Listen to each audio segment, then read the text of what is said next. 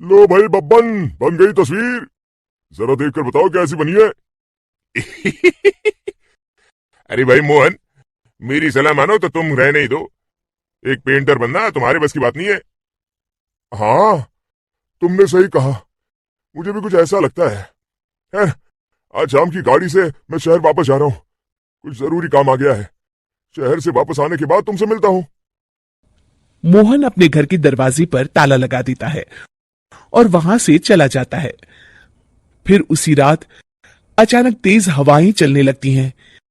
चारों तरफ डरावना माहौल बन जाता है। तभी मोहन की बनाई हुई पेंटिंग की वो औरत एक खतरनाक चुड़ैल में बदल जाती है और पेंटिंग से बाहर आ जाती है।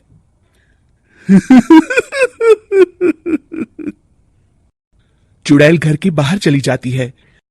वहीं दूसरी तरफ दो चोर लाला सुखीराम के घर से चोरी करके भाग रहे होते हैं। दोनों भागते भागते गांव के चौराहे के पास पहुंच जाते हैं। तभी अचानक वो चुड़ैल उन दोनों के सामने आ जाती है।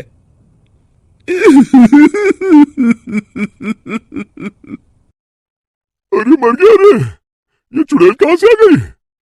अरे मैंने तो तुझसे पहले ही कहा था कि आज अमावस्या की रात है।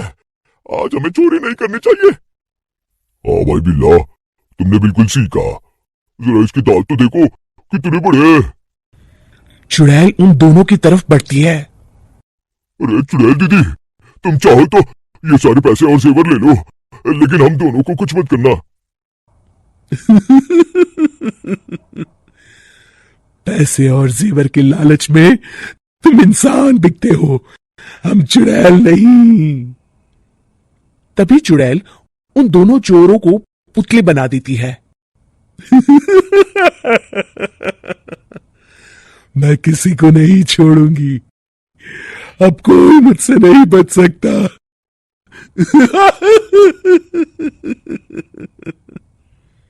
चुड़ैल अपने अगले शिकार की खोज में वहां से चली जाती है। गांव की दूसरी ओर जाने पर चुड़ैल को हरिया, बिरजू और बब्बन दिखाई देते हैं। आज संडे है। आज कपिल शर्मा शो देखने का दिन है। जोर से बोलो, आज संडे है। मैंने नहीं सुना। आज संडे है। आज कपिल शर्मा देखने का दिन है। हाँ, ये हुई ना बात। अरे ये कपिल शर्मा कौन है जो ये लोग उसे देखने के लिए इतने उतावले हुए जा रहे हैं? खैर, मुझे क्या, मैं अभी इन दोनों को मसाज चखाती हूं। चुड़ैल तेजी से उड़कर उन तीनों के सामने आकर खड़ी हो जाती है।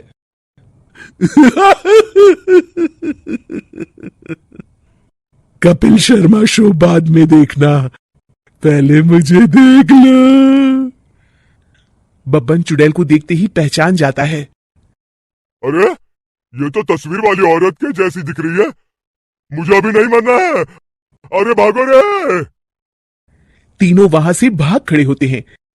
बब्बन तो किसी तरह अपनी जान बचाकर वहां से भाग जाता है, लेकिन हरिया और बिरजू को चुड़ैल पकड़ लेती है और उन्हें पुतला बना देती है। फिर चुड़ैल बब्बन को पकड़ने के लिए उसका पीछा करती है, लेकिन बब्बन उसे कहीं नहीं दिखाई देता। अरे वो मोटा तो बड़ा तेज भागता है, शायद उस तरफ गया होगा। बब्बन एक दीवार के पीछे छुपकर बैठ जाता है और चुड़ैल उसके सामने से आगे निकल जाती है। बाल बाल बच गया। अगली सुबह बब्बन सभी गांव वालों को सारी बात बता देता है। फिर उस चुड़ैल के डर से रोज शाम होते ही पूरे गांव में सन्नाटा छा जाता था और कोई भी अपने घर के बाहर नहीं निकलता था। अरे ये क्या हो गया, इतनी देर से घूम रही हूं, अभी तक एक भी आदमी नहीं मिला। अरे कहां मर गए सबके सब। चुड़ैल वहां से चली जाती है। इस तरह कुछ दिन बीत जाते हैं। फिर एक दिन मोहन गांव वापस आता है। बब्बन उसे बताता है कि उसकी बनाई तस्वीर से एक चुड़ैल बाहर आ गई है। मोहन समझ जाता है कि ये कोई आम कागज नहीं है।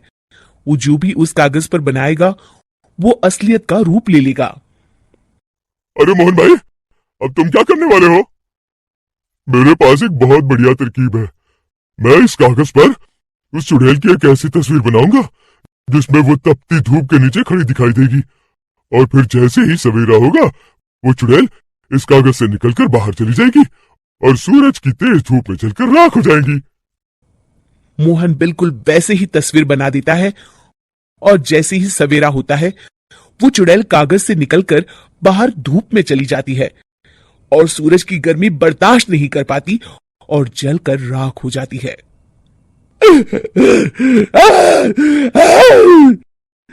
ये मुझे क्या हो रहा है? मैं सूरज की रोशनी बर्दाश्त नहीं कर सकती। मेरा पूरा शरीर जल रहा है। और इस तरह चुड़ैल के जलते ही पुतले बने सभी लोग पहले की तरह इंसान बन जाते हैं।